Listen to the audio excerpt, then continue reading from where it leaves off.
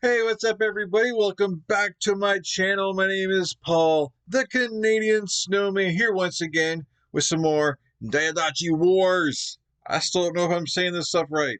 Uh, last episode, like, what was that? The Silver Shields made a giant play. I mean, they kind of had to, but man, did anyone see that coming? Humanities just handed him over, and basically, man, dude just got murdered. He's got they wiped him out, man. He's gone. That storyline is over. I don't know where we go from this. Battle of Gaza. I don't. I mean, who are we fighting next? I guess that's the big question right now. What is happening next? And yeah, we're gonna see. We're gonna check it out right away. Before we do, please hit that like and subscribe button below, please, and thank you. And if you're new here, I would definitely recommend starting from the beginning of the series. I got a playlist going on, and definitely check out the other ones. A lot of cool wars and battles, man. Like we've gone through a lot of stuff, a lot of content, and we have a lot more to go. So definitely stay tuned. But anyways, here we go, guys. Hope you guys are enjoying the content and all this history stuff. Hope you guys are enjoying it. But anyways, guys, like, subscribe, and let's do it. 3, 2, 1, bam.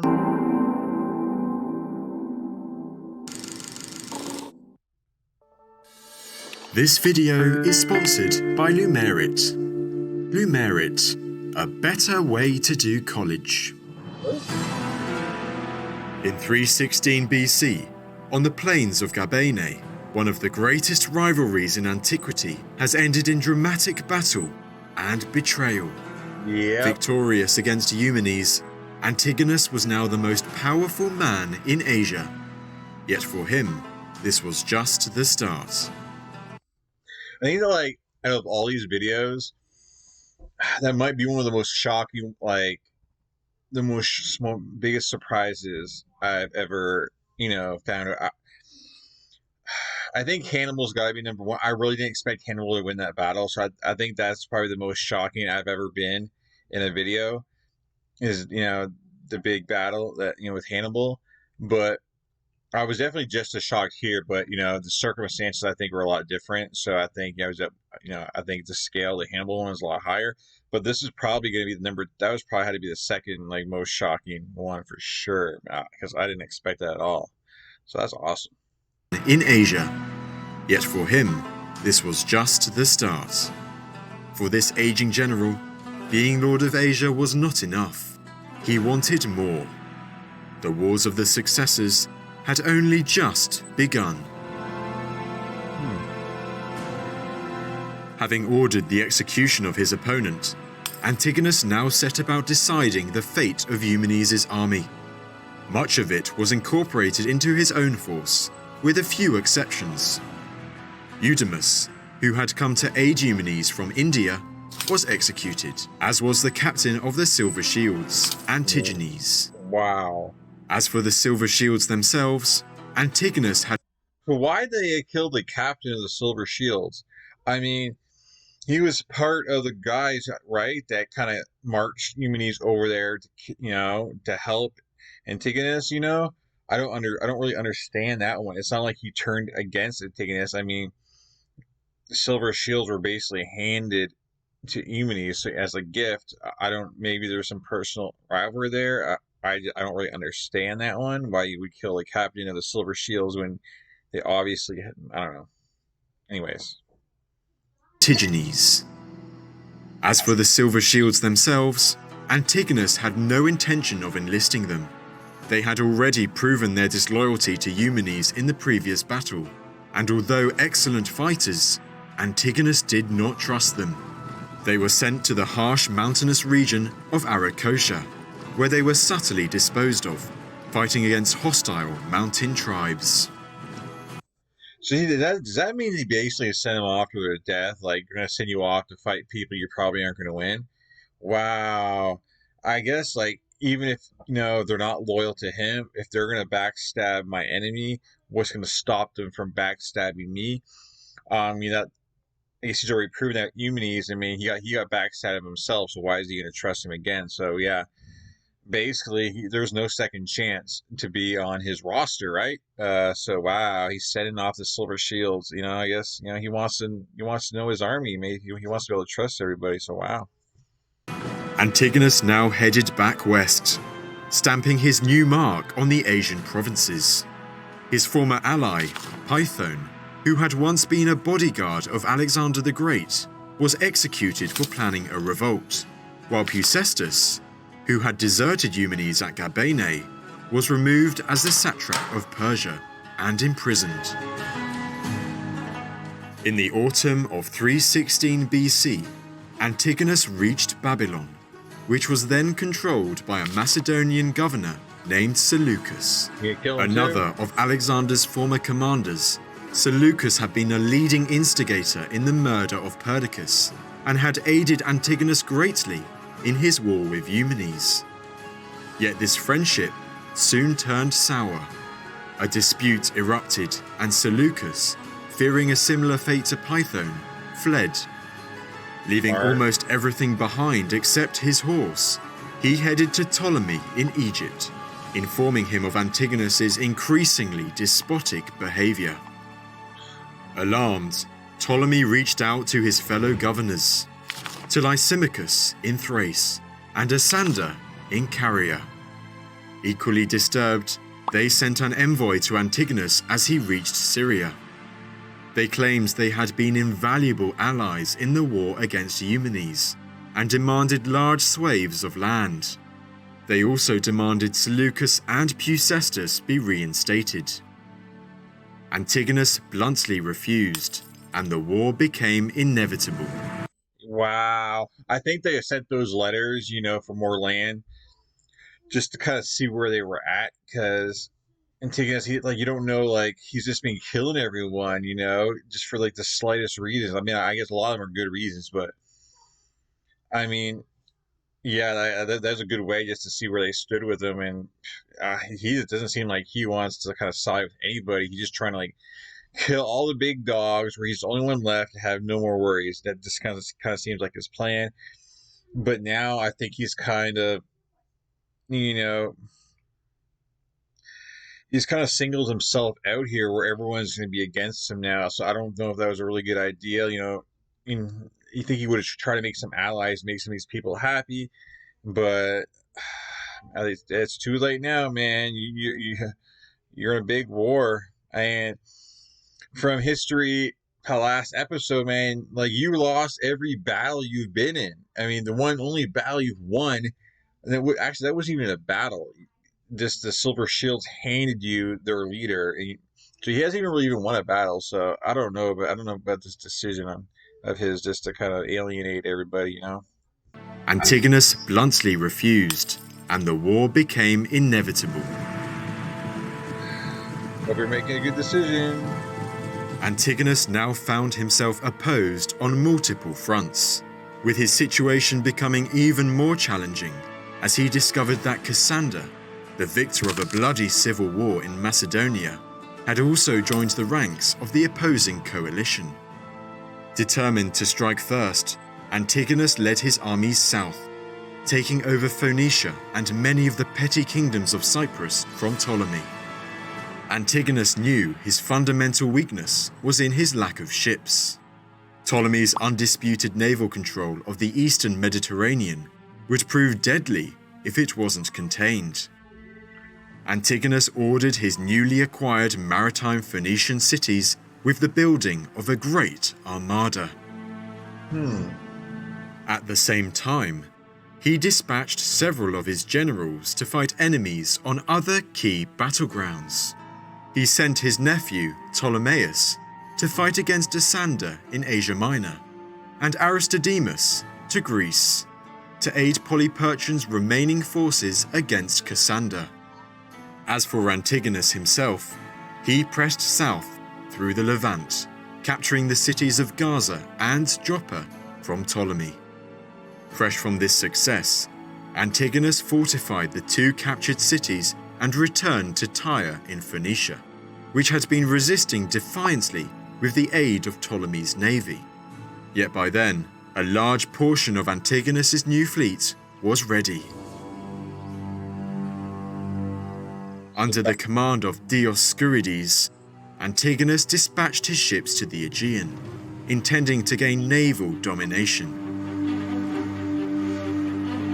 Antigonus remained near Tyre until its eventual capitulation in the summer of 314 BC. And news now reached him of events in Asia Minor. His nephew Ptolemaeus had fought a very successful campaign in Caria against the forces of Asander.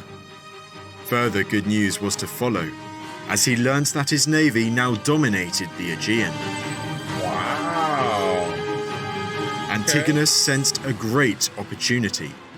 This was the time to crush Cassander, Asander, and the rest of his rivals for good. In the summer of 314 BC, his son Demetrius, who had been by his father's side ever since the death of Alexander, was left to defend the Antigonid holdings in the Levant with a substantial force, while Antigonus started moving the main army north, across the Taurus Mountains. The young Demetrius was now in charge of protecting his family's new-won lands in the Levant from an increasingly active Ptolemy. Yet Antigonus did not leave him completely unaided. The revered admiral of Alexander, Nearchus, and a capable commander, Python, the son of Agenor, were left with him, along with a force of 18,000 men and 43 elephants. Demetrius remained in Cilicia, awaiting news of any aggression by Ptolemy that was sure to come. In 313 BC, Ptolemy made his move. Crossing from Cyprus, he raided the coastline of Cilicia with a small force. Demetrius, having been expecting an attack from Egypt, was caught completely off guard. Man, Demetrius got to be careful, right? Man, he's fighting the brother of Alexander the Great and Ptolemy, so man, he better watch out. And Ptolemy, I figure he had his ships first, right? His navy, so I think he'd be more experienced here. So, and Demetrius, a very inexperienced young guy. So, but then again, he has some good advisors with him. So this is going to play out. I'm really interested to see how this plays out. Quickly force-marched Egypt was caught completely off guard. He quickly force-marched his lighter forces north to Cilicia. Yet before he could arrive, Ptolemy had already departed, sailing back to Egypt. Okay. Having returned to Egypt, Ptolemy was now encouraged by Seleucus to reconquer Cilicia. Gaza. Knowing Antigonus was far away in Asia Minor, Ptolemy was easily persuaded, and he gathered a large army consisting of Macedonians, Egyptians, and various mercenaries. In the early spring of 312 BC, Ptolemy led his army out of Egypt towards Gaza. There, Demetrius was waiting for him. Yes, here we go. What if I told you could go back 50? Yes, 50 generations of your family that you won't find in any... Bam!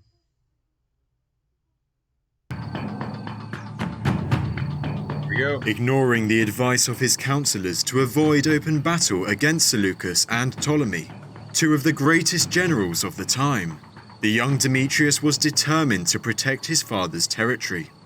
On a large plain, somewhere between the city of Gaza and the Besor River, the forces would clash. Demetrius's army was smaller than that of Ptolemy's, with the young Antigonid having 18,000 men, compared to Ptolemy's 22,000. Yet Demetrius remained undeterred and deployed his forces for battle. On his left wing, Demetrius deployed almost 3,000 of his strongest cavalry, along with himself and his advisors. Among these horsemen were 800 of the elite Macedonian companion cavalry and 100 specialized Tarentines, the lightly armed horsemen with javelins and swift mounts. In front of his left wing, Demetrius deployed 30 elephants, with 1,500 light infantry, armed with javelins and bows, interspaced between the beasts.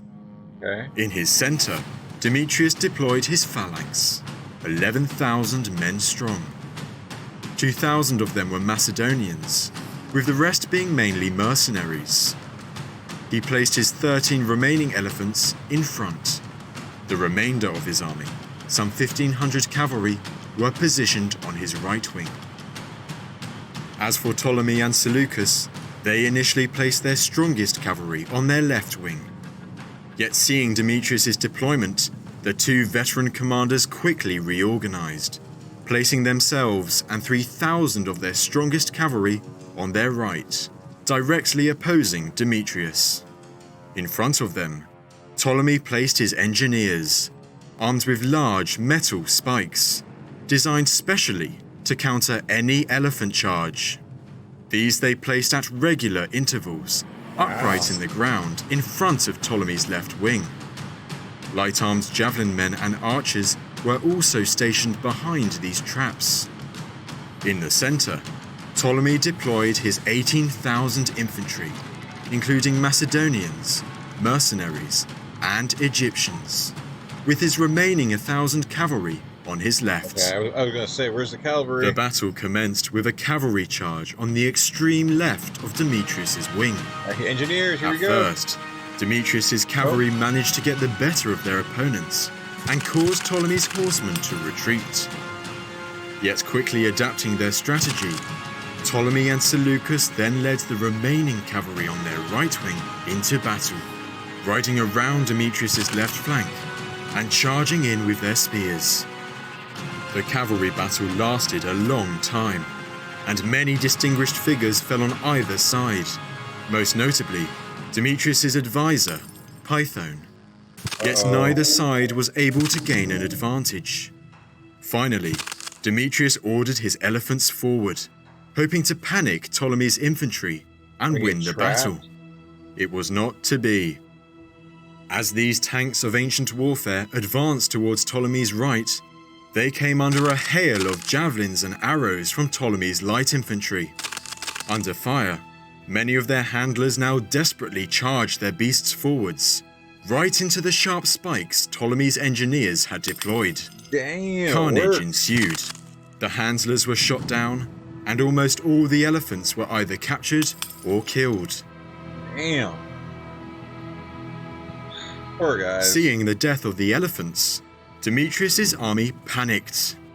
Various units of his cavalry now peeled off and began to flee towards Gaza. Demetrius' attempts to rally his forces proved in vain. Reluctantly, he was forced to order his army to commence an ordered retreat. Yet his infantry phalanx, which had never even engaged the enemy, had different ideas. Many threw down their arms, abandoning their formations and any remaining order they had, becoming easy prey for Ptolemy and Seleucus' victorious army. In one move, over 8,000 of Demetrius' infantry was taken prisoner by Ptolemy. The Antigonid army had suffered a crushing defeat. Wow. Gaza fell to Ptolemy's forces soon after the battle. Demetrius had been humiliated. Yeah. With the remnants of his army, he withdrew into Phoenicia, while Ptolemy would march further into the Levant, as far as Tyre. Thanks to the defeat at Gaza, the fortune of the Antigonids appeared to have turned, and their demise seemed close. We often say that we want our channel to be a Wow. Demetrius, man, like he must not like be respected by his men that much, because like he didn't even order the retreat, they just left. Like I guarantee you Ptolemy's army, that would not have happened. I guarantee that, you know, he had the respect, and like they knew there'd be consequences probably if they, you know, retreated on their own or left the battlefield. So I maybe because that was basically his father's army, they just didn't respect him. He maybe thought, oh, he's a little brat. I don't know, but or what was it, his Pythos, that he died, and maybe he was like the main authority there. And when he died, they're like, man, this kid doesn't know nothing. We need to get out of Dodge because our real leader is dead now. Wow, so he basically inherited his father's not so good battle skills. I know, I mean, he might be really good in battles, but like for the series, for so far in this series, he's lost every battle, and now his son has lost a battle. So the family is not looking that great when it comes to like you know, combat. Uh, I'm honestly surprised. Well, I guess I'm not surprised, but I figured like Demetrius would have like had a castle or a fort, just held it down, and let the other guys maybe siege him or something. Like get yourself a really good, I don't know, like landscape to fight on, because his dad pretty much just left him there just to hold the fort, so he didn't really have to go and get victory. I don't think he just kind of had to just hold him there, and I don't think he should have had that big open battle with someone like Ptolemy, So I think that was like a lopsided, as far as experience goes there. So definitely very interesting. It looks like Demetrius and his father are going to be on the run now. I don't know because they had some success up there in the north, around like Greece and Macedonian area. So I mean, I don't think Ptolemy's gonna push too much more up. I'm not sure. But I guess we'll find out. I guess find out next episode. Anyways, please hit the like and subscribe button below, please and thank you. And we'll continue on the journey. And yeah, definitely interesting stuff here. And we're on to Battle of Salamis. I'm not sure exactly where that is either. I don't know anything. So yeah. Anyways, guys, like, subscribe, and we'll figure it out tomorrow. What's going on next? Peace, guys. Have a great day, great night. This is great stuff. I'm out.